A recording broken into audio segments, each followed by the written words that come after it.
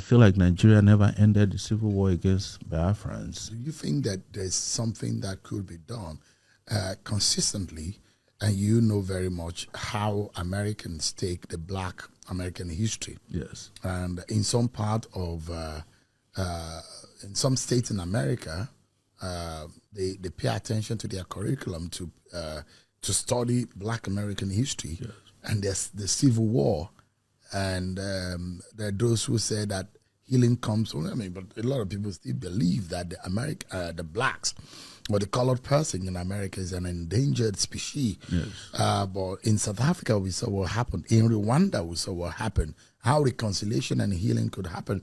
I'm not sure we've had a national conversation about the Nigerian Civil War of between 1966 and 1967 to 1970. Yeah, 70. Yeah, that's true. Do you think there is anything that could be done? It doesn't look like we have walked away from the ghost is still haunting Nigeria. That's exactly what I'm saying. I would say, like, if I were sitting in Nassau Rock today as president, I'll go to the Southeast and apologize for the Civil War, no matter whose ox is scored. And then I'll start a process of dialogue and national healing to say, look, people will say somebody abandoned his property. There's nothing like abandoned property, but you forcefully take someone's property and never give them back. Somebody who was a billionaire or a millionaire, you fight them in a war, 4 million people died. You just woke up and say, no victor, no vanquish. But there was a victor, there was a vanquish, because the vanquish got 20 pounds. The victor got billions, walked away with the property of the person who they claim is abandoned. And then subsequently, they keep finding in your relationship with them that there's hatred, there's animosity, and there is a desire to always oppress and suppress them in the civil service. Jonathan told me one thing, and probably I'm not supposed to reveal, but I'll say it. He said when he made Ihejurika the chief of army staff, so he came to him and said, "This is unbelievable. You have an able man." He said, "An able man." He said, "Nobody trusts him." It came to him. He said, all of them started coming and said, things what people say about Kaduna and Sewere, exactly, and the 1976 coup and how they thought that. So but we have not walked that part. I didn't fight during the Civil War, so I don't have any business sustaining the Civil War. I was born in 1971. But I knew I could smell the gunpowder all around us. And I think this is part of how we can start that national healing. Release Nnamdi Kanu, call for dialogue, get everybody to sit down, including those who fought. People.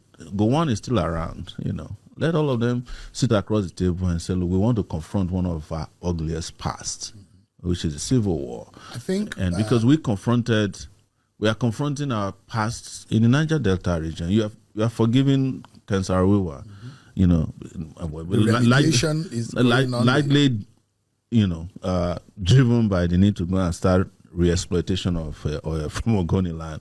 But you could see that those are work. You meet all the militants, they used to be in hiding, now they are billionaires.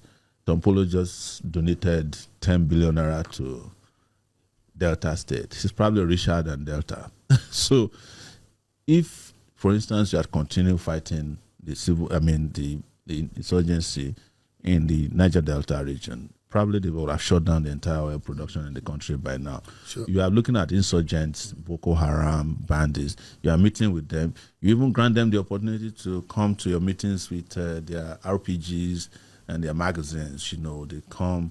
You even send delegation to attend their children naming ceremonies. And then there's a guy whose only weapon, regardless of what they tell you, that you could provide in public is a radio broadcast. That's all. Sowere, not a razor blade was found in his possession. Yeah, I think that, and I'm throwing this challenge to the Nigerian National Orientation Agency. They are different. I'm a student of literature, and you can sit down and critique any work of literature that anybody does. They are different, and I have maybe like half a dozen of the record of the perspectives of the Nigerian Civil War from everybody, those who were in the military then, those who suffered the heat of those who were on the receiving side and those who were on the other side of that civil war. I think that we should have a national account. There are different accounts of the Biafran War, of the Civil War, and I think that we should come up. Let's have writers who will come and align the account. Let's have a Nigerian account of the Civil War that will now have FAQs to say these are the frequently asked questions and these are the answers to it. Because if those will say it's an Igbo war or is an anti-Igbo or this was this and that, don't you think that we need to come together first? Reconciliation, the kind of thing that we saw in South Africa. Let's have a national moment of reconciliation and healing, then have a unified account about the Nigerian Civil War, then have incorporated as part of civic studies in our education curriculum, such that students are compulsorily made to study it from primary to secondary and to the university, what has happened in our past and our history, don't you think? Well, we need to restore history back to our curriculum. I mean, real history. I think it's been done. Well, I'm not sure if it's been practically, it's been announced as a policy, but I'm not sure. You have to see what the history books are first before you can say those are history books. Because don't forget, there was a time in this country that under the military, they banned Kensarawiwa books simply because they had a problem. But what I want to tell you, beyond what you've recommended, these are just glossaries to what needs to be done. There must be, and this is serious, that first you have to stop the abuse. You have to, by way of what you have recommended, which is national healing, stop the suspicion. And thirdly, you have to ensure that you demilitarize. Yes, there's nobody who feels safe in the Niger Delta region. I mean, in the southeastern part region. I could tell you this, and this is a hard truth that Nigerians have not been told. You see, most of the parts of the southeast are no longer Nigerian territory, because one of the signs of your territorial control is your flag. You can't put a Nigerian flag on most of the southeastern part of the country. Maybe it's only in Enugu that you can find a Nigerian flag flying. There are no more schools where you can teach anything about Nigeria. Even in this Abuja, we're going around to markets. We had a guy carrying a flag. They said, no, we don't want Nigerian flag around us. That shit tells you how deeply people are. But let me ask you, Sowere.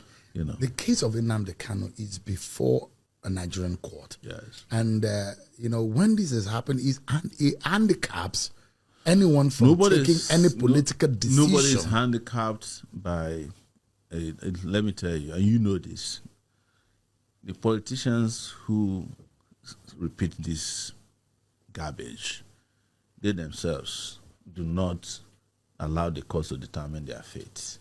I mentioned to you before that this current president, Tinubu, was undergoing trial at the Code of Conduct Bureau.